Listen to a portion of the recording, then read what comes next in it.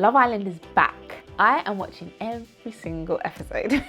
But me being me, it has raised some questions in my head around the beauty standard and how there are still many things that just leave me baffled.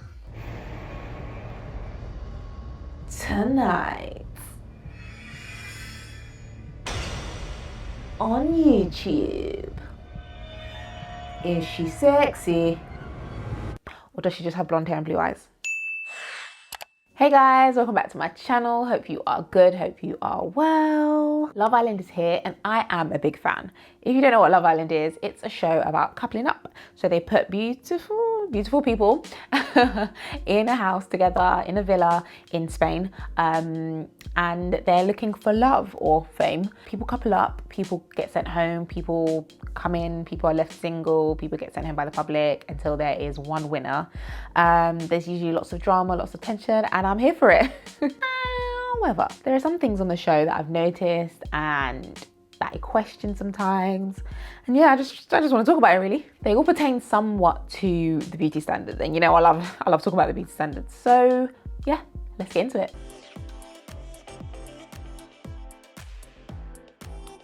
I have developed a theory all by myself. And I'll explain how this even came into my head and why I even devised a theory for it. But firstly, I'm not obviously the guardian of beauty and I'm not the hottest thing since sliced bread. But let's be honest, when Love Island is on, we all get really critical and really shallow. Let's not pretend. So yeah. So when I started seeing some of the islanders, I said, subjectively speaking, in my humble opinion, you're not what I would describe as a painting. But lo and behold, according to the demographic of contestants that they have brought onto this show, I am in fact wrong. And you are in fact a painting. And it happens every year. And every year I'm a bit shocked and I'm wondering, what do they see that I don't see? Because I'm not seeing it. But then it hit me and I call it, my theory, I call it the first glance effect or the first glance approach to beauty. Let me explain. So say I'm single and my type is tall, dark skin with a beard, yeah? And a man walks past me and from my peripheral, I see that this man is tall, dark skin with a beard. I'm gonna do a double take.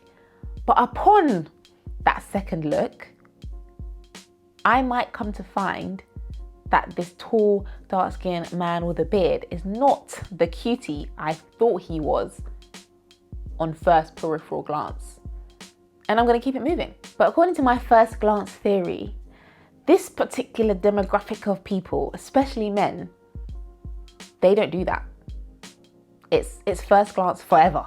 They say, "Ooh, I like girls that are blonde with blue eyes." And so a girl that's blonde with blue eyes walks in and she's automatically buff. That doesn't change on second or third or 100th glance. Now, is this a good thing or a bad thing? I don't know. I'm kind of on the fence. I just kind of developed the theory to help me understand why I wasn't getting it. But I don't know if it's a good thing or a bad thing, because on one hand, it could be a good thing because it means more people get in. Does that make sense? If someone says my type is tall girls who are redheads, and it's you're tall redhead, you're automatically in, you are buff. And that's good, why not? It means it's not so exclusive and it means you don't have to be as hot as you might think you have to be. But on the other hand, I'm ew. How much of a slave to this preference do you have to be to automatically think that everybody who fits that type is buff without actually shining your eyes and deciding oh, look at beautiful features. It's nope, blonde, blue eyes, buff team. Feels a bit childish. I'm on the fence about that one, but my theory still stands and I'm really proud of myself for coming up with that theory because it's really helped me understand if my theory is right. But I do think it is more prevalent in some societies, some cultures, some demographics to that extent, but it's still a thing across the board where essentially people are more lax about your features, your actual features, the more that they adhere to a certain beauty standard. i.e., if you're light skinned with a big bum, in the black community, for example, a more average looking face might be overlooked or exaggerated, because I don't want to be a hater. But you tell me in the comments if you've seen this where you're like, oh, okay, if that's the person that everybody thinks is hot, but then you're like, okay, well, they fit the beauty standard, that's why, like, they might have lighter skin or they might have a body to die for. So that's my theory. It is what it is.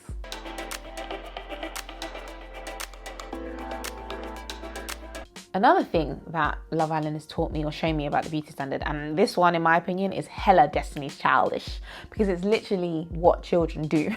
And that is getting excited over things that are new and shiny. There can be 10 beautiful girls in front of you, but as soon as a bombshell comes in, your head is turned. And all of a sudden, no matter what she looks like, she is buff, and the girls that you've known for like 2 days are now dusty and crusty and you're not interested. Yeah, nothing more to say on that, just an observation really. But if we were gonna get deep and talk about that, which may be in another video, not now, I would talk about how it is a problem in the wider context of a society, like when people are in relationships. And now with social media, there's literally always somebody newer and shinier than the person that you have with you. And if you do have this childish excitement and you don't face your front, you're gonna have problems.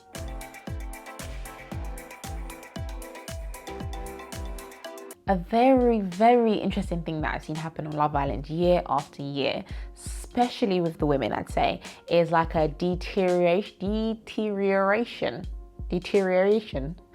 it goes down, of confidence as time goes on based on attention, the amount of attention they get. And it happens, another theory I made up, it happens, I think, because their world, their society gets smaller, and therefore their position or their ranking in this new society might change. Like, imagine going from a world where there's like, let's say 20% ugly people, 70% average people, and 10% pretty people. And you're pretty, meaning you're in the top 10%.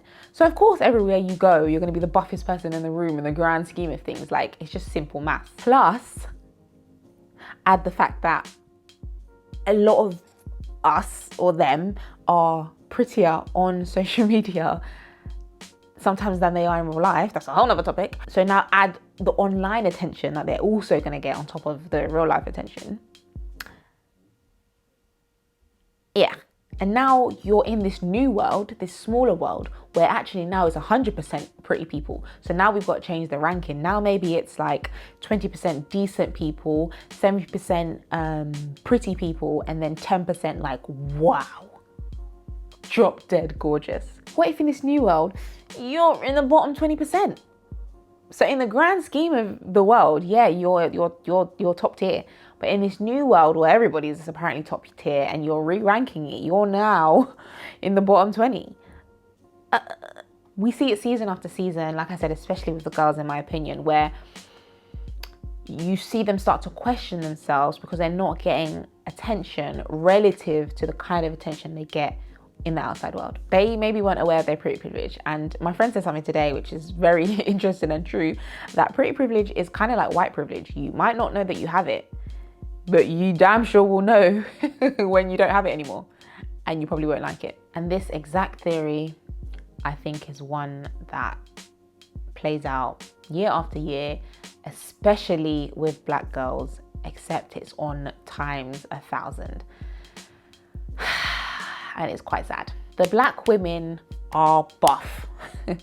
They know they're buff, otherwise why would they apply to go on Love Island? In the outside world, I'm pretty sure these girls have no problem getting guys. I'm sure people tell them they're buff all the time, and I'm sure they do experience a lot of pretty privilege. But now they come onto this show, this new smaller society, where the casting directors haven't done their job to make sure that the men that they put on there have preferences for all the girls they put on there, and vice versa. And instead, they're in a villa full of men with Hitler-esque preferences. Where do they rank now? And it's really sad, and I question whether black girls should even go on Love Island at all. That's a topic for another day, but it's very telling of the beauty standard, almost more so the beauty standard within like this certain type of people group or demographic, because I know that white men, for example, like black women. I know it's not like they don't like us, but it's just the type of men that choose to go, either choose to go on Love Island or are chosen, because there's a lot of people that apply or are chosen to go on Love Island.